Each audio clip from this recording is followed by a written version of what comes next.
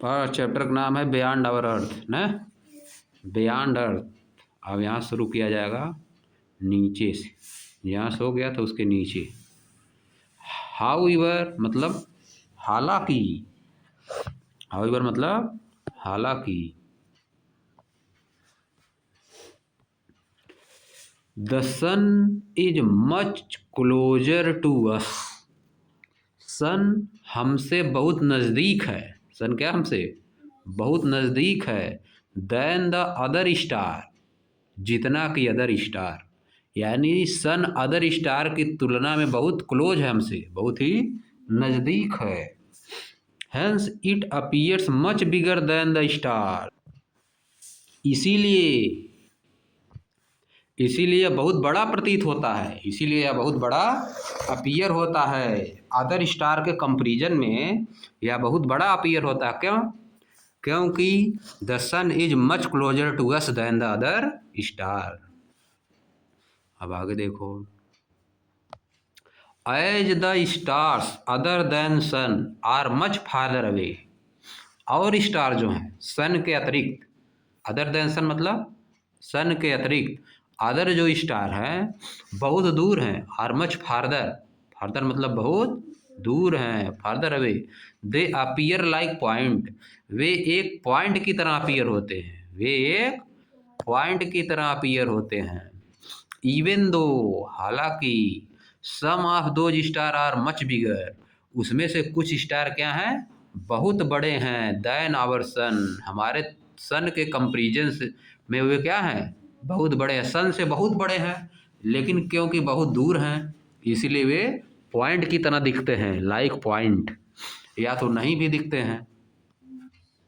देखो, during day time, दिन के समय में, due to the extreme brightness, बहुत ज़्यादा ब्राइटनेस होने की वजह से, ऑफ द सन, सन की बहुत ज़्यादा ब्राइटनेस होने की वजह से, it is not possible to view the other star, ऐसा संभव नहीं हो पाता है कि हम लोग दूसरे स्टार को देख सकें, ऐसा संभव ही नहीं होता क्योंकि सन ब्राइट रहता है। The nearest to us after the sun is Proxima Centauri. Sun के बाद सबसे नियर कौन है? हमारे अर्थ के सबसे नियर कौन है सन के बाद? उसका नाम क्या है? Proxima Centauri. क्या नाम है? Proxima Centauri.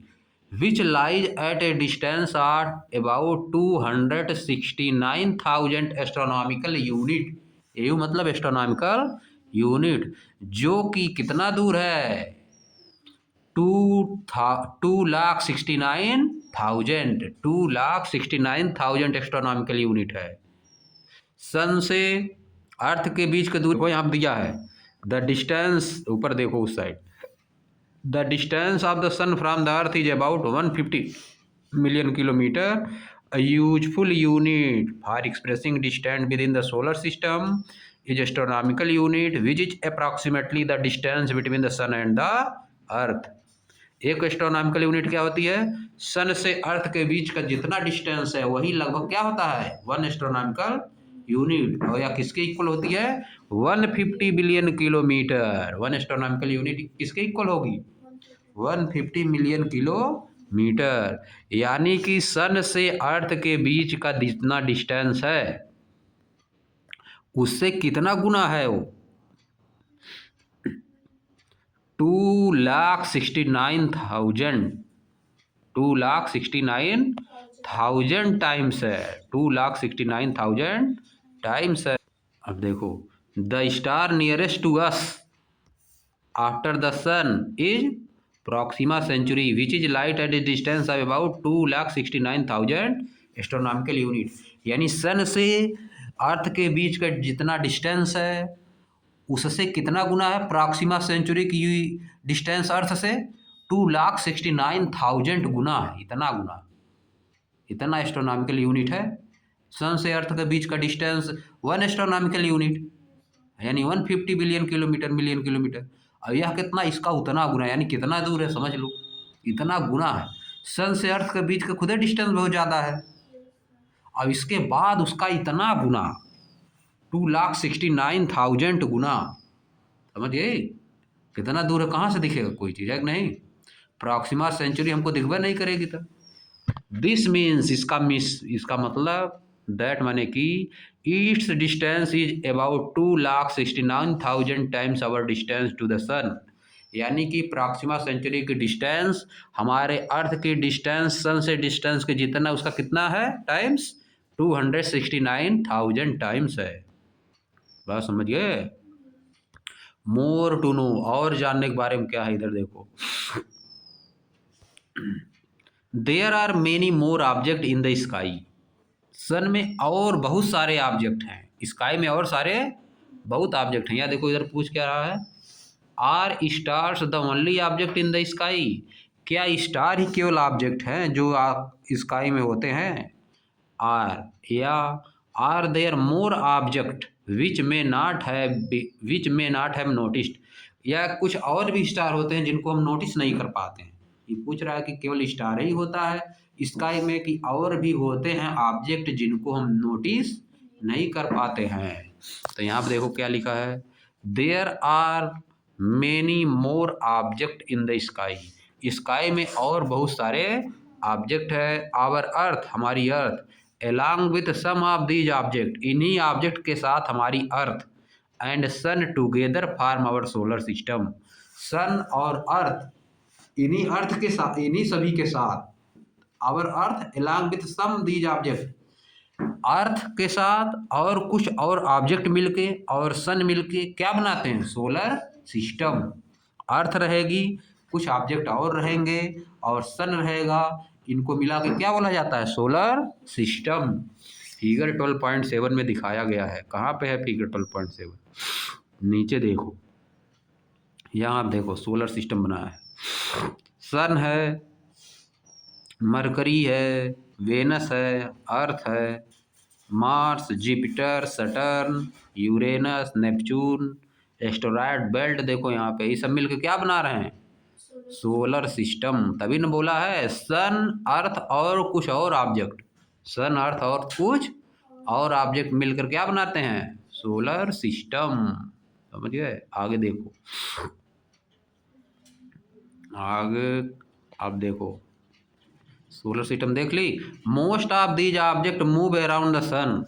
Object, most of these object move around the sun. इनमें से ज़्यादातर ऑब्जेक्ट सन के चारों तरफ घूमते हैं, राउंड करते हैं, मूव करते हैं। The movement of an object around the sun is called revolution.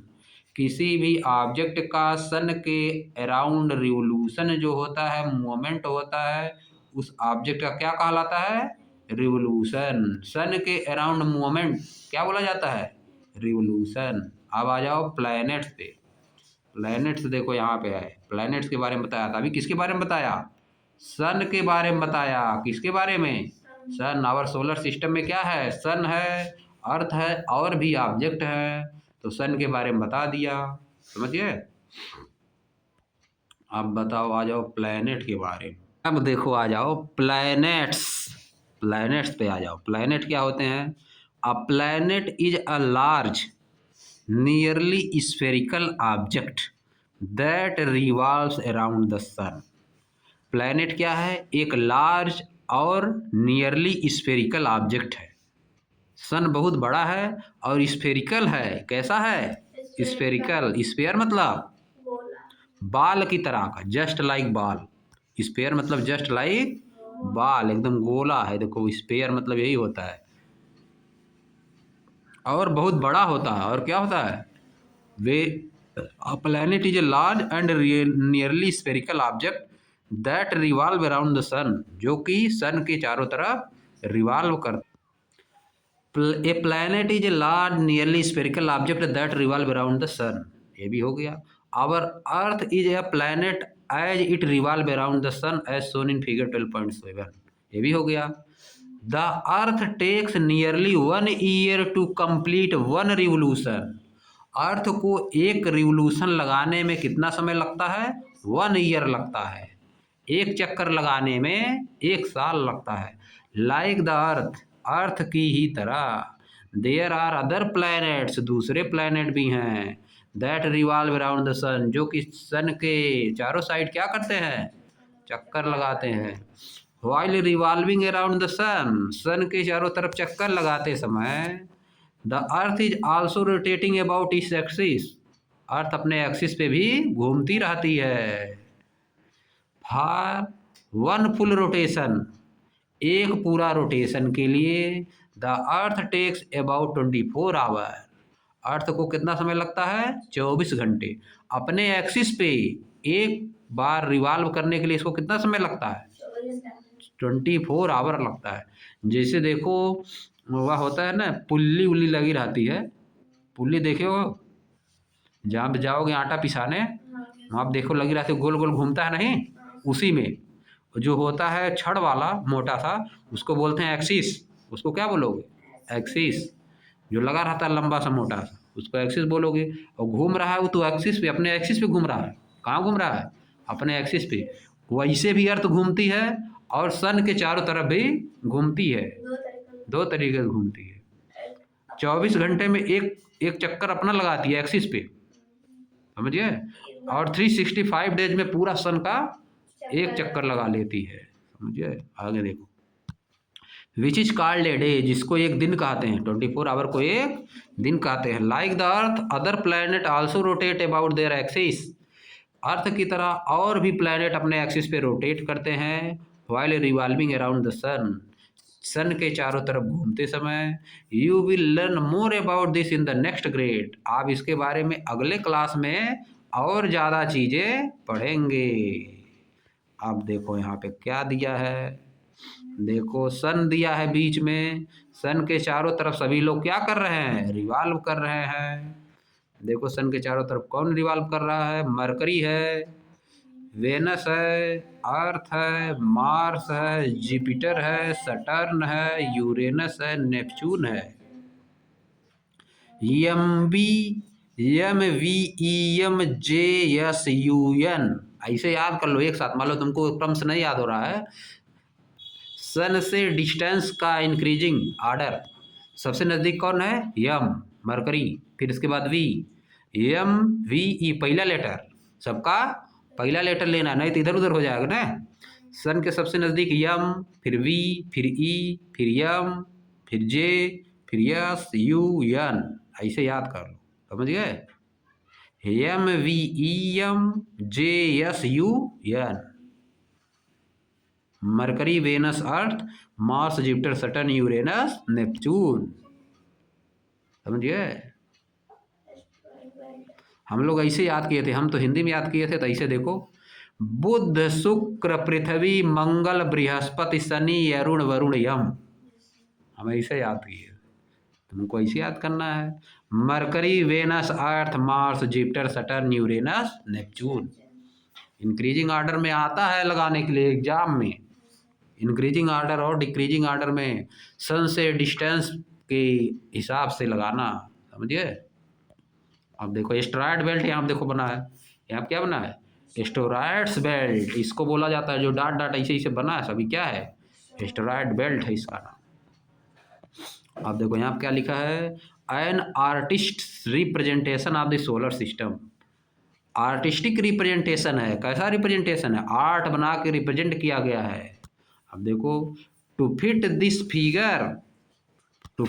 Figure within page, the size and distance of various object are not as per their actual size, इस page पे fit करने के लिए उनकी actual size थोड़ा बन पाएगा, इस पे है कि नहीं, लिखा है कि एक्चुअल साइज नहीं है वो जो बनाया गया है, एंड डिस्टेंस एक्चुअल नहीं है, in relation to each other, that is the size and distance are not to the scale in figure, इनको फिगर में नापा नहीं गया है।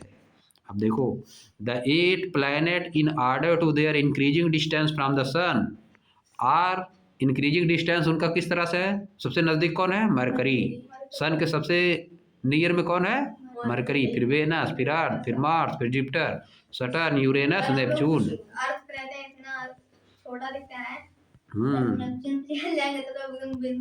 हाँ, the inner 4 planet nearest to the sun, inner 4 planet nearest to the sun कौन है, Mercury, Venus, Earth and Mars are smaller in size, ये सब साइज में बहुत छोटे हैं।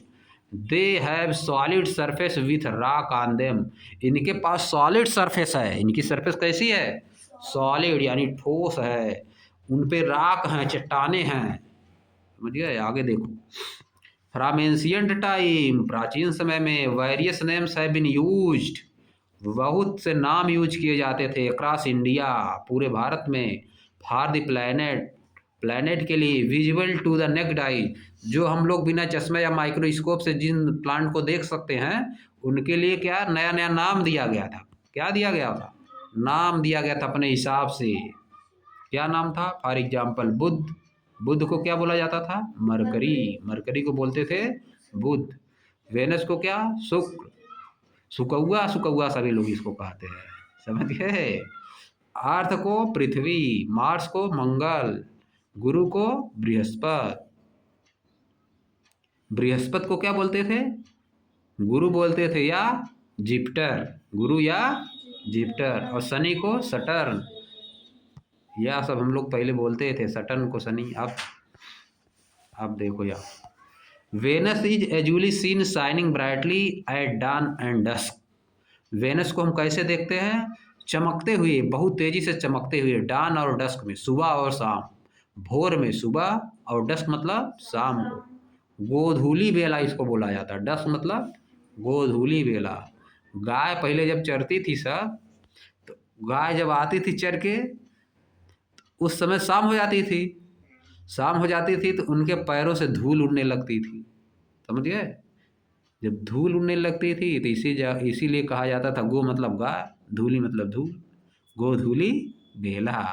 समझ गए? शाम वाला, एकदम शाम, जब रात होने वाली रहती है तो उसको क्या बोलते हो? डस्क। और डान मतलब सुबह। समझिए? And is commonly called the morning star और द इवनिंग स्टार, इसको साधारण तौर पर क्या बोलते थे? या तो मॉर्निंग स्टार बोल देते थे या तो इवनिंग स्टार। इवन दो, फिर भी, इट इज नॉट स्टार, या एक स्टार नहीं है, या एक स्टार नहीं है। हम लोग स्टार इसको बोलते थे लेकिन स्टार नहीं है। Mars is called the red planet, Mars को रेड प्लैनेट बोला जाता है। मार्स को रेड प्लैनेट कहते हैं बिकॉज इट अपीयर्स रेड, क्योंकि यह रेड दिखता है, अपीयर होता है। दिस इज बिकॉज, ऐसा इसलिए होता है, the soil on Mars is reddish in colour, Mars पे जो सॉइल है, जो मिट्टी है, वो किस कलर की है? रेडिश कलर की है। समझिए? लाल रंग की है, इसीलिए इसका कलर कैसा होता है? रेड होता है। A large portion of the Earth's surface is covered with the water and thus it appears blue from the space. अर्थ का बहुत सा बड़ा पोर्शन जो है किससे कवर है? वाटर से। इसीलिए इसको स्पेस से देखने पे या कैसी लगती है? ब्लू, ब्लू दिखाई देती है। ज़्यादातर large portion of the earth surface is covered with water, इसीलिए कैसा दिखती है? ब्लू। ब्लू स्टार इसको बोला जाता है। ड्यू टू ब्लू प्लैनेट, पहले हम लोग बोलते थे ब्लू स्टार, अब क्या बोलते हैं? प्लैनेट ही है ना, स्टार नहीं है। जो सन के चारों तरफ रिवॉल्व करेगा उसको क्या बोलोगे? प्लैनेट। ड्यू टू दिस, इसी कारण, the earth is also known as blue planet, इसीलिए अर्थ को ब्लू प्लैनेट बोलते हैं। क्यों? क्योंकि यह स्पेस से देखने पे ब्लू दिखती है। इसका ज़्यादातर पोर्शन वाटर से कवर्ड है। The four outermost planet, चार दूर वाले प्लैनेट कौन है? Jupiter, Saturn, Uranus and Neptune are much larger compare to the earth, यह अर्थ के कंपेरिजन में बहुत बड़े हैं। And are mostly made of gases, और यह गैसों से बने हुए हैं। किससे बने हुए हैं? गैस से। अब देखो, these giant gaseous planet have large flat ring like structure around them, in gaseous planet के पास जो है रिंग लाइक स्ट्रक्चर होती है, इनके चारों तरफ रिंग लाइक स्ट्रक्चर होती है, रिंग की तरह स्ट्रक्चर होती है। Which are made of dust particle and rocky material, जो कि धूल के कणों से या तो चट्टानों के मटेरियल से बना होता है। कैसा है? रिंग लाइक स्ट्रक्चर होता है। देखो बना है ना, लास्ट में देखो, यहाँ पे फिगर में देखो, रिंग लाइक स्ट्रक्चर बना है। सटर्न, यूरेनस पे, नेपच्यून पे भी, नेपच्यून पे नहीं दिखाया है इसमें, सटर्न यूरेनस पे दिखाया है रिंग लाइक स्ट्रक्चर। समझ गए? आप देखो, planet get most of their energy from the sun. Planets अपनी एनर्जी कहाँ से लेते हैं? सन से। So the farther they are the older they are in general. इसीलिए कहा जाता है जितना ही ये दूर है उतना ही पुराने हैं, उतना ही ठंडे होते हैं। ओल्डर, जितना ही दूर है उतना ही ठंडे होते हैं, जो कि सन से जो दूर रहेगा वो ठंडा रहेगा, वो एनर्जी पहुँच नहीं पाएगी। The presence of an atmosphere on planet can trap heat which can significantly change the temperature of the planet. The presence of an atmosphere, planet पे अगर एटमॉस्फियर प्रेजेंट है तो कैन ट्रैप हीट, तो क्या करता है वो हीट को पकड़ लेता है, हीट को क्या कर लेता है? ट्रैप कर लेता है, अपने अंदर एब्जॉर्ब कर लेता है हीट को। विच can significantly change the temperature of planet, जो कि प्लैनेट, उस प्लैनेट के टेम्परेचर को चेंज कर देता है। जब हीट वहाँ पे इन्वायरमेंट रहेगी तो सन से जो हीट आएगी उसको क्या कर लेगा? ट्रैप कर लेगा। समझ गए? ट्रैप कर लेगा और एब्जॉर्ब कर लेगा। ट्रैप मतलब एब्जॉर्ब कर लेना, सोख लेना, तो इसके लिए उसका टेम्परेचर थोड़ा सा बढ़ जाता है। दैट इज वाई, यही कारण है, Venus, that is why Venus for example is hotter than Mercury. यही कारण है कि वेनस मरकरी से ज़्यादा हॉट होता है। ऑल दो, यद्यपि, it is farther from the sun, लेकिन यह सन से दूर है, सन से दूर है। मरकरी दूर है, कौन दूर है? नहीं जी, वेनस दूर है।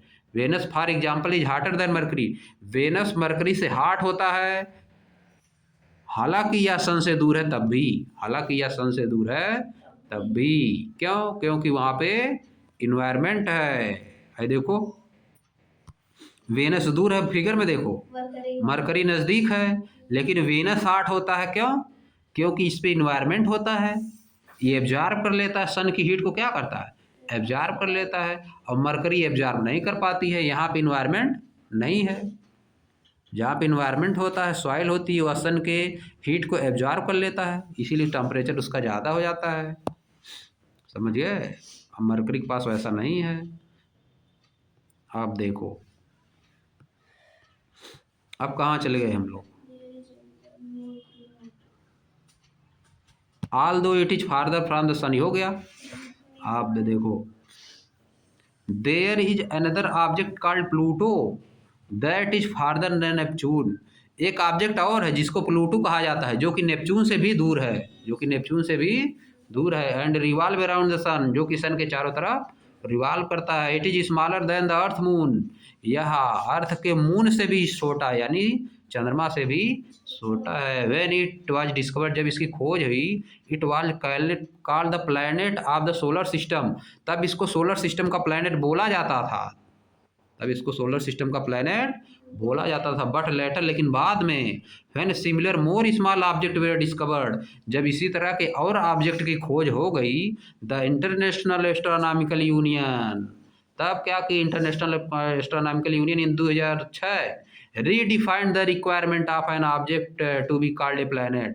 या इन्होंने फिर से डिफाइन किया कि क्या क्या चीज़ें होनी चाहिए किसी भी चीज़ को ऑब्जेक्ट बोलने के लिए, प्लैनेट, किसी भी ऑब्जेक्ट को प्लैनेट कहने के लिए उसकी डिफिनेशन को रीडिफाइन की, उसकी डिफिनेशन को रीडिफाइन किए, तो इसको बाहर निकाल दिए। एज पर दिस डिफिनेशन, इस डिफिनेशन के अनुसार, these smaller object including Pluto are now called dwarf planet. अब इनको क्या बोला जाता है? ड्वार्फ प्लैनेट, हिंदी में बौना ग्रह, बौना ग्रह है कि नहीं? ड्वार्फ मतलब होता है बौना, जो छोटा होता है उसको क्या बोला जाता है? Dwarf planet. आप देखो यहाँ पे क्या ही बोल रहा है, आप देखो, can we identify a planet also the way we identify the constellation. क्या हम लोग जैसे कॉन्स्टिलेशन को आइडेंटिफाई करते हैं उसी तरह से प्लैनेट को भी आइडेंटिफाई कर सकते हैं? पूछ रही है, देखो फिर यहाँ पे देखो answer, among the planets, planet के बीच में, it is easiest to identify Venus which is very bright. Venus को आइडेंटिफाई करना बहुत आसान होता है क्योंकि वह बहुत ही ब्राइट होता है। आफ्टर द सन, सन के बाद, एंड द मून, सन और मून के बाद, Venus is the brightest object in the sky. Venus object कैसा है? ब्राइटेस्ट ऑब्जेक्ट है स्काई में, सबसे ज़्यादा कौन ब्राइट है? सन, फिर इसके बाद मून, सब इसके बाद वेनस है। Mercury, Mars and Jupiter, mercury, Mars and Jupiter and Saturn can also be seen with in the naked I. Mercury, Mars, Jupiter और सटर्न को भी हम लोग अपनी आंखों से बिना माइक्रोस्कोप लगाए नंगी आंखों से देख सकते हैं, नेक्ड आई से देख सकते हैं। They are so far away that they look like shining dart. वे इतना ज़्यादा दूर हैं, सो फार अवे मतलब इतना ज़्यादा दूर हैं कि वे एक डॉट की तरह चमकते हुए दिखते हैं, एक डॉट की तरह, जस्ट लाइक स्टार, स्टार्स की तरह एक डॉट की तरह चमकते हुए दिखते हैं। सो इसीलिए how can be distinguish between planet and the star, हम प्लैनेट और स्टार के बीच में कैसे डिफरेंस कर पाते हैं। अनलाइक प्लैनेट, प्लैनेट के अतिरिक्त the star appears to tinkle a lot, star जो होते हैं टिंकल करते हैं, चमकेंगे बूझेंगे, चमकेंगे बुझेंगे, ट्विंकलिंग करते हैं, twinkling a lot. Unlike planet, planet के विपरीत, अनलाइक मतलब प्लैनेट से हट के, star appear to be twinkle a lot, star जो है ट्विंकल करते हैं, क्या करते हैं, ट्विंकल, चमकेंगे बुझेंगे, चमकेंगे बुझेंगे। अब यही आज हो जाएगा समाप्त। अब इसके बाद हम लोग कल यहाँ से करेंगे activity 12.4, let us try to identify, let us try to identify.